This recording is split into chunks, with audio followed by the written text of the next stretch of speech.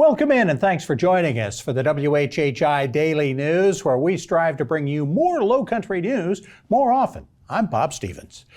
What started with two women upset with the strip search they endured at the Beaufort County Detention Center could end up being between 3,000 and 5,000 women suing the county now that their lawsuit has reached class action status. Cheryl Monday and Margaret Devine filed suit because they were subjected to what they say was a humiliating strip and body cavity search at the jail, while their male counterparts were not.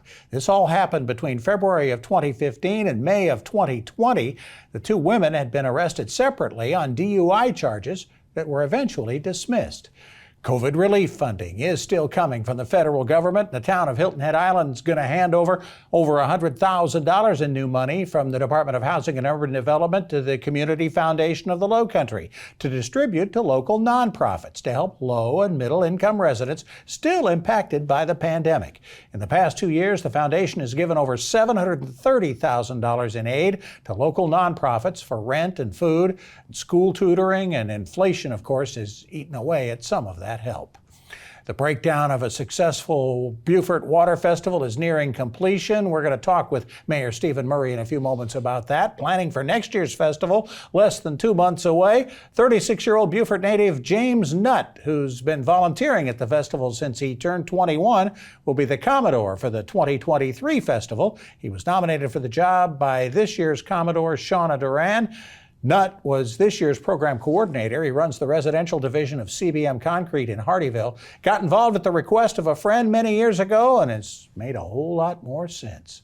I'm not sure if this is an indictment of our drivers or just where South Carolina happens to show up on the map, but the state is ranked as having the fourth most irresponsible drivers by the data collection company Smart Asset. That's up from 14th worst a year ago. The data does not indicate if those numbers are from our own drivers or just happen within our state's borders. But there is a ranking even worse than fourth in crashes per mile. The state is number one in the highest number of people killed per mile driven in 2021. The study says the most irresponsible driving is done in Mississippi. The best driving is done in New England states, though some might wonder when you see how they drive down here. For more information on these and other Lowcountry stories, did I say that? Visit the sources listed on your screen. Let's talk a little sports now. Justin Jarrett trying to keep up with things as we get into the last week before football practice starts. Justin? Hey Loco sports fans and WHHI viewers, it's time for Last Night in the Loco on WHHI, powered by Locosports.com. And we started with a natty. The ladies of H2 Loco 2024 won the whole dang thing at the Exposure Network's National Championship in Orlando.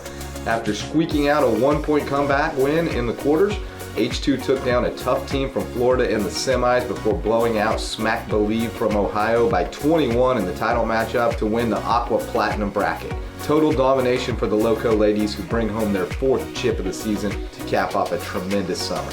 To the links, where Hilton Head's Jonathan Grizz shot even par 72 in the first round of stroke play at the U.S. Junior Amateur at Bandon Dunes in Oregon, keeping himself in the hunt to make the 64-player match play bracket.